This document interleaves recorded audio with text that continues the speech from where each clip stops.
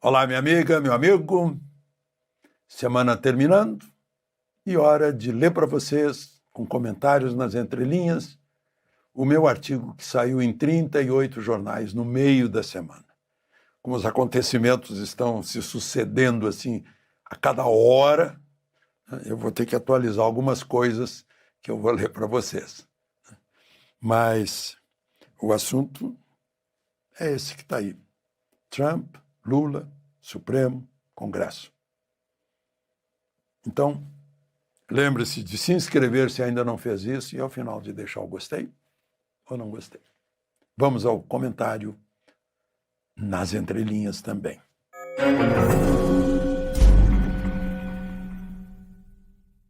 O título é Jabuticaba no Congresso. Lula e Janja aproveitaram a manhã de domingo, nos jardins do Alvorada, para debochar do presidente da maior democracia, economia, força militar do mundo, Donald Trump. Lula, vestindo o abrigo, arrancou uma jabuticaba do tronco e estendeu-a como se estivesse oferecendo a Trump com um sorriso de troça. Eu vou levar jabuticaba para você, Trump. E você vai perceber que o cara que come jabuticaba pela manhã não precisa de briga tarifária, precisa de muita união e de muita relação diplomática. É o que Lula disse. Janja pegou a cena e apostou no seu Instagram e escreveu: duas coisas genuinamente brasileiras, jabuticaba e presidente Lula. Bom, aí eu faço uma análise aí meio freudiana, o inconsciente de Lula. Pode ser que o inconsciente de Lula tenha revelado nessa catarse jabuticabeira que ele próprio não quer briga tarifária. Você viu que, em vez de ter briga tarifária, vamos comer jabuticaba. Ele não quer. Mas de muita união, é o que ele disse. Precisa de união? Quem precisa de união? Eu. O meu inconsciente está dizendo que eu estou precisando de união, porque eu estava despencando na opinião pública. Agora deu uma paradinha, subiu 1%. Deu uma mexidazinha, mas ele continua mais reprovado do que aprovado. Acho que está, digamos, 50-49, mais ou menos isso. E de muita relação diplomática. Precisa. O Brasil está com diplomacia calada, né? Diplomacia que não faz lobby no Congresso americano, diplomacia que está muito jungida às vontades de Celso Amorim e Lula. Celso Amorim é o ex, lá atrás. É aquele que, quando era ministro de Relações Exteriores, o homem do chapelão, lá de Honduras, né? Depois de derrubado pelo Supremo e pelo Congresso, se homiziou na Embaixada Brasileira e lá ele despachava. A Embaixada Brasileira virou diretório dele. Eu vi imagens dele de botas, com os pés em cima de uma mesa. A mesa comprada pelo imposto do povo brasileiro. Bom, mas aí eu faço uma ressalva. Há controvérsias. Um bispo católico me disse que Lula poderia estar, na verdade, buscando esse resultado, para ter a mesma desculpa da ditadura cubana para o fracasso econômico, em que, por décadas, alegava a culpa é do bloqueio americano, quando os anticastristas, o povo cubano, poderia demonstrar que a culpa é do fim da ajuda da União Soviética. Cuba só se sustentou depois de Fidel Castro se declarar comunista, e ao receber o apoio militar e econômico da União Soviética. Tanto que os soviéticos mandaram mísseis que podiam atingir a Flórida facilmente, ou talvez Nova York e Washington, e a administração Kennedy reagiu e tiraram os mísseis de lá. Era um ponto de lançamento de mísseis ali em Cuba. nas barbas do tio Sam. Então, Lula poderia dizer agora que a culpa é da tarifa de importação do Trump.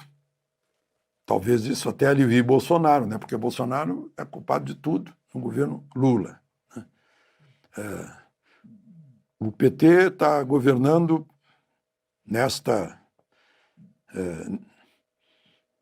neste milênio, neste século, desde 2004, né? Lula se elegeu em 2003, depois passou para Dilma. Aí teve um interregnozinho o vice-presidente assumiu e depois Bolsonaro, 4 anos de Bolsonaro, Michel Temer. Bom, Bolsonaro vinha sendo culpado pelo fim dos superávites obtidos no governo anterior. Quer dizer, agora é déficit, a culpa é do Bolsonaro. Mas peraí, no Bolsonaro não tinha déficit, tinha superávit. Nos Correios, nas contas públicas. Não? Bom, então eu acho que tem sentido a tese do meu amigo Bispo, porque Lula vem provocando os Estados Unidos desde que assumiu, né? Ainda no governo Biden, no governo democrata. Quando começou, em fevereiro já, o americano disse, não receba, por favor, essas belonaves, né, que significa navio de guerra, né, iranianos, que são terroristas. E Lula recebeu assim mesmo. Eles ficaram fundeados lá no Rio de Janeiro, um certo tempo. Criou um monte de especulações, né, sobre material nuclear e tal. A gente aqui tem tecnologia para enriquecer urânio até 5%, talvez. O Irã quer enriquecer até 90%, mas estava chegando a 80%, 60%. Não havia essa intervenção, já imaginou?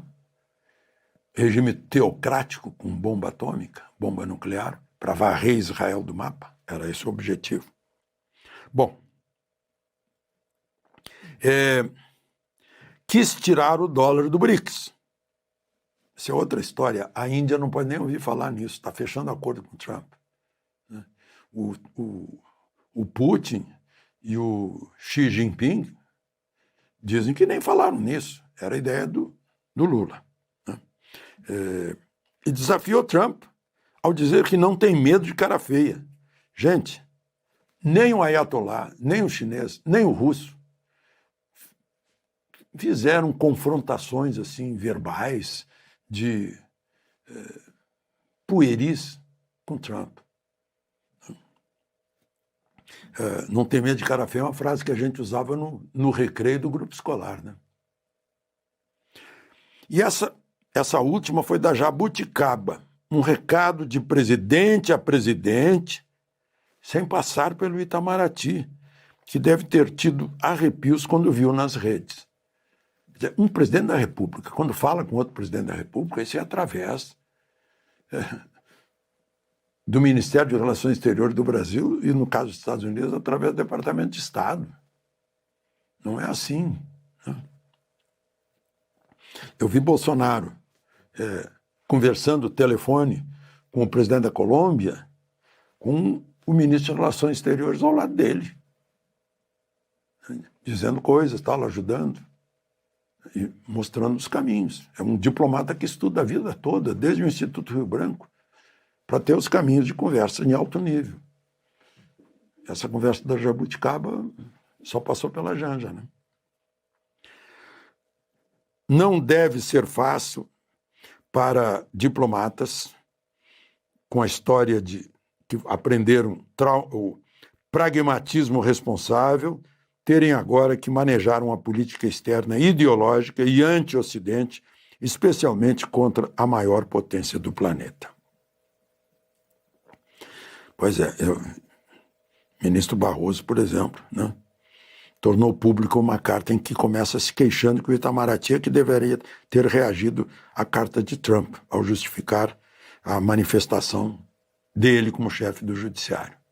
Só depois disso, 3 dias depois, 4 dias depois, é que Alckmin como ministro do Comércio Exterior e o ministro de Relações Exteriores, Mauro Vieira, é que fizeram uma cartinha dizendo que recebem com indignação a carta de Trump.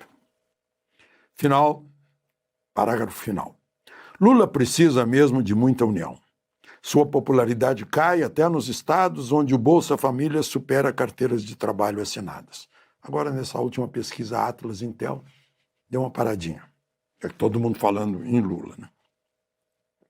Trump o surpreende com tarifa de 50% sobre bens brasileiros exportados aos Estados Unidos, bem no meio de uma campanha que pretendia mostrar que imposto é bom e que se deve aumentar o IOF, que incide sobre quem toma dinheiro emprestado ou tem cartão ou débito no banco.